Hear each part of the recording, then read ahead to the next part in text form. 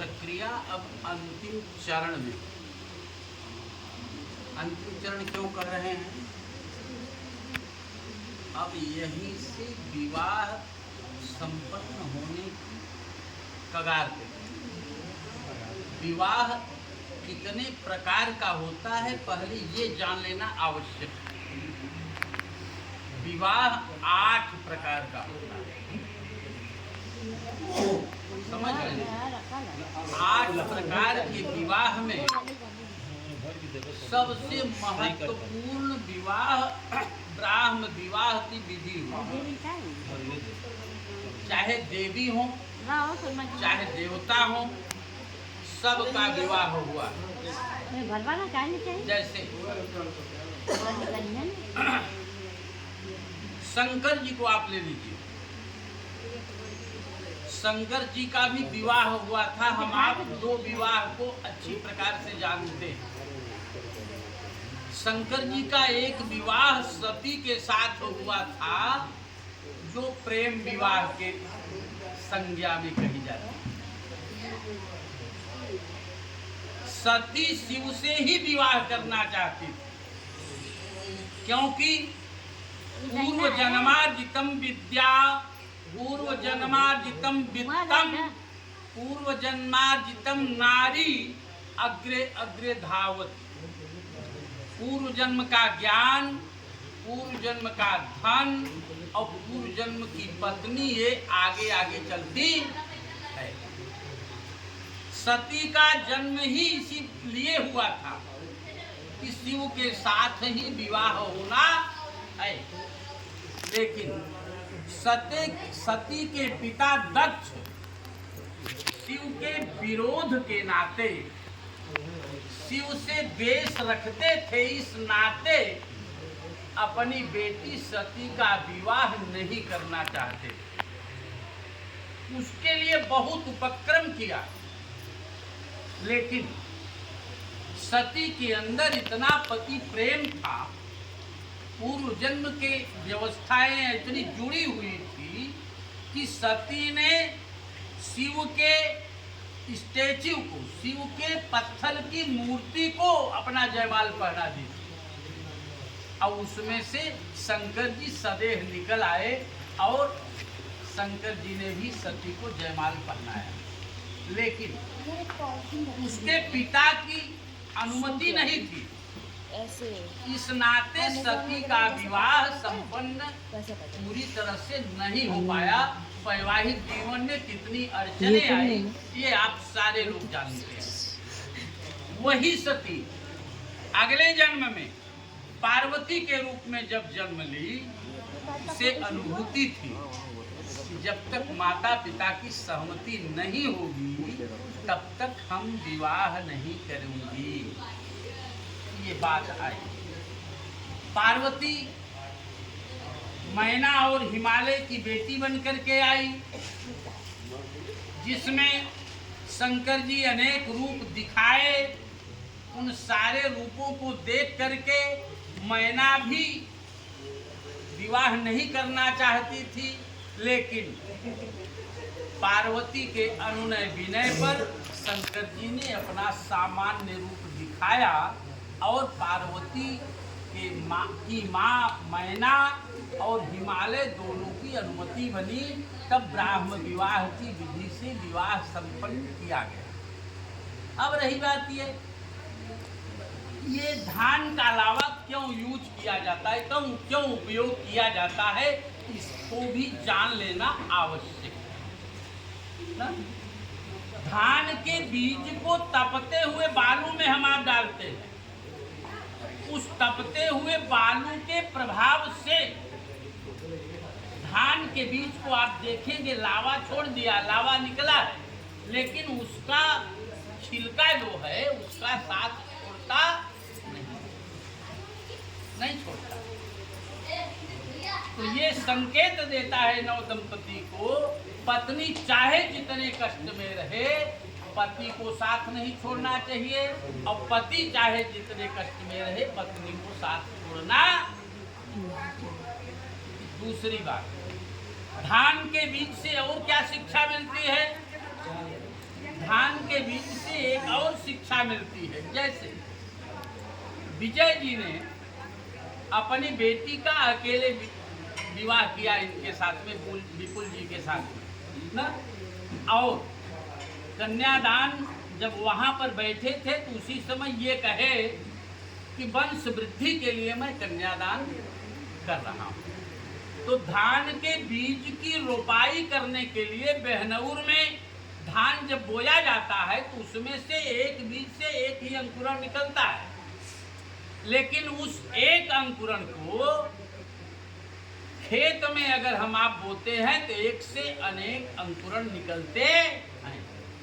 ये बेटी को देने के बाद में अभी ये विवाह की प्रक्रिया जो चल रही है ना, जो आचार्य जी ने कहा, दीनमणि जी ने कहा कि बाएं मुझे आना चाहिए। अभी लड़की दाएं बैठी है, जब तक दाएं रहेगी तब तक वंश वृद्धि की प्रक्रिया एक्टिवेट नहीं होगी। सिंदूर दान के बाद में ही पत्नी बाएं आती है तो वंश वृद्धि की प्रक्रिया। और कभी भी पूजा करते दरमियान पत्नी को पति से दाएं होना चाहिए और सोते दरमियान पति से बाएं होना चाहिए। यही वाम अंगिनी कहा जाता है, वामांगी कहा जाता है। अब ये धान की प्रक्रिया हुई, जैसे आचार्य जी ने 7 वाक्यों को कहा, तो 7 वाक्य ही क्यों कहा? क्योंकि सप्ताह में 7 ही दिन होते हैं। हाँ, और आचार्य जी ने मुझे निर्देशित भी कर दिया कि 5 वाक्य आपको बोलना है। तो हम 5 वाक्य क्यों बोलेंगे? क्योंकि क्षित जल पावक गगन समीरा पंचरत्न नहीं, समझ रहे हैं? अब ये 5 वस्तुओं के कॉम्बिनेशन से ही मनुष्य का शरीर बनता, और 5 वस्तुओं के ही विपणन से, मेल से ये शरीर समाप्त भी होता है। इसलिए पहला वाक्य क्या है? क्रीड़ा शरीर संस्कार समाजोत्सव दर्शनम हास्यम परिगृहे यानम त्यजेत प्रोषित भर्तृका। अब पहली बात, ये प्रोषित भर्तृका कहते किसको?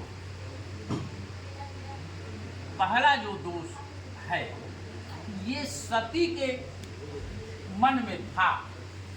सती पति का अनुसरण नहीं करती थी, और सती को शंकर जी ने बताया था। जंगल में जब जा रहे थे तो राम अपने पत्नी सीता को खोजने के लिए निकल रहे थे, तो उसी समय महादेव ने राम को प्रणाम किया। सती ने तुरंत पूछ लिया, आप किसको प्रणाम कर रहे हो? महादेव ने कहा, ये मेरे आराध्य प्रभु राम हैं। सती कही कि आप देवों के देव महादेव हो, तो आपके आराध्य कौन हो सकता है? कहा नहीं, ये मनुष्य के रूप में आए हैं, परब्रह्म परमात्मा के रूप में है, तुम भी इन्हें प्रणाम करो। कहा मैं तो इनको प्रणाम नहीं करूंगा। कहा ये क्यों घूम रहे हैं जंगल में? कहा ये अपनी पत्नी खोजने के लिए घूम रहे हैं। सती कही कि इनकी पत्नी गई कहाँ? कहा किसी ने चुरा लिया। सती के मन में ये भाव आया कि यदि ये परमात्मा है, परब्रह्म परमात्मा है, तो इनकी पत्नी को कौन चुरा लिया इनको पता नहीं। ये ठीक नहीं, मैं इनको नहीं मानूंगा, मैं इनकी परीक्षा लूंगी। तो सती परीक्षा लेने के लिए सीता का रूप धारण करके राम के सामने गई, तो राम ने कहा माता जी प्रणाम। सती अपने वास्तविक रूप में आ गई और शर्म के नाते वहां से चली गई। उसी समय शंकर जी ने अपने मन में ये मन निश्चित कर लिया कि एहितन सती भेंट अब। तो ये कहने पहले वाक्य में विपुल जी ये कह रहे हैं कि बिना मेरे अनुमति का तुम कोई भी कार्य नहीं करोगी। शंकर जी ने अनुमति नहीं दिया था कि मायके जाओ, नहीं दिया था, लेकिन जिद कर बैठी नहीं सही में तो जाने के लिए अनुमति दे दिया। फिर भी अनहोनी कितना हो गया इसको आप समझिए। दूसरे वाक्य में ये कहा जा रहा है कि विष्णुर वैश्वानरः साक्षी ब्राह्मण ज्ञाति सबांधवा पंचमं ध्रुवमालोक्य स साक्षित्वं ममागता। हमारे तुम्हारे बीच में ये हवाई बात नहीं हो रही है। विष्णु भगवान साक्षी है। दिमाग में क्रॉस क्वेश्चन हो सकता है कि विष्णु भगवान यहाँ है क्या, ये तो हाल है, लेकिन शास्त्र प्रमाण देता है क्या कि कलशस्य मुखे विष्णु कंठे रुद्रः समाश्रितो मूले तस्य स्थितो ब्रह्मा मध्य मातृगणा स्मृता। ये जो कलश रखा गया है ये सामान्य कलश नहीं, इस कलश में ब्रह्मा भी है, विष्णु भी है और शिव भी, सारे देवता इस कलश में हैं। और क्या वैश्वानर, वैश्वानर माने क्या होता है जानते हैं आप लोग? अग्निदेव, जो आहुति आपने डाला और जो दीपक बुझ जल रहा है, ये भी साक्षी है, ये विटनेस है, देवलोक से कनेक्टिविटी बना रहा है कि आज की रात विपुल और वैशाली का विवाह संपन्न किया जा रहा है, और वो भी ब्राह्म विवाह की समझ रहे हैं। दूसरा वाक्य भी क्रिया और क्या, ब्राह्मण ज्ञाति सबांधवा, जो दोनों पक्ष के आचार्य हैं, भाई बंधु और पास पड़ोस के लोग आते हैं, ये भी कल कह सकते हैं, कहेंगे कि हाँ मैंने देखा था विवाह हुआ है, ये हाल में हुआ है, ये भी साक्षी के रूप में होते हैं। और पांचवें ध्रुव तारा आकाश में उदीयमान है, वो भी साक्षी के रूप में है। और तीसरा वाक्य क्या है, बहुत महत्वपूर्ण है, तब चित्तम मम चित्ते वाचा वाचम न लोपयेत व्रते में सर्वदा देयम हृदय स्तंभनानने। मेरे मन के आधार पर तुम्हारा मन चलना चाहिए।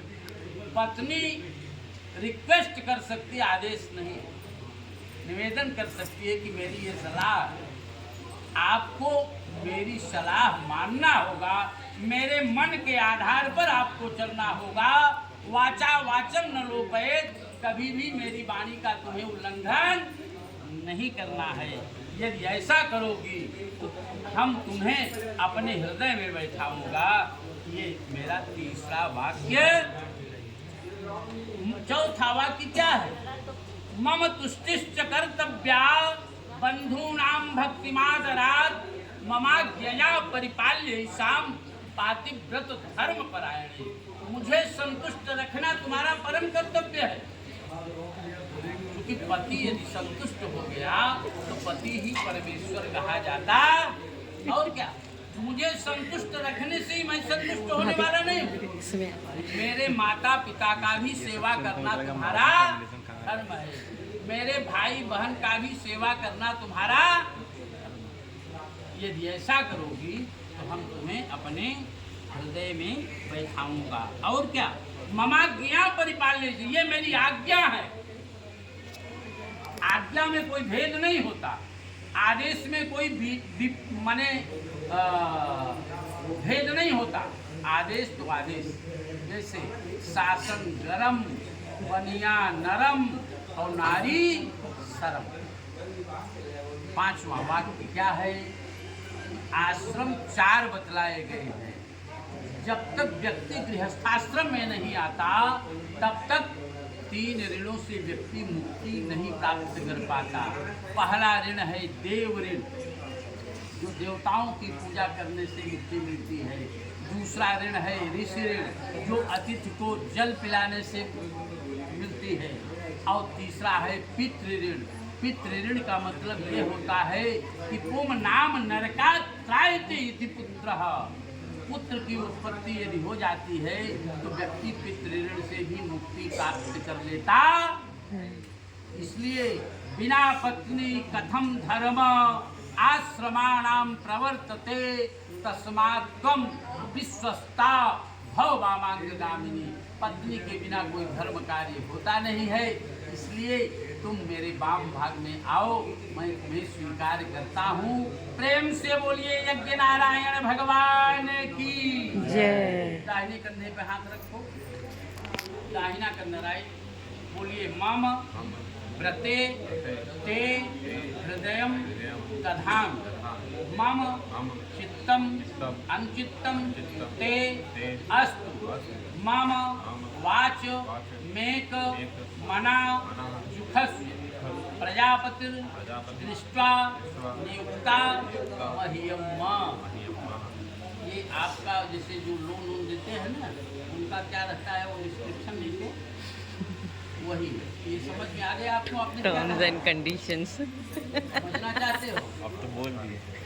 आपने बताया कि बिना मम पढ़े। ते हृदयम दधाम, जैसा मैं कहूँगा वैसे तुम्हें करना।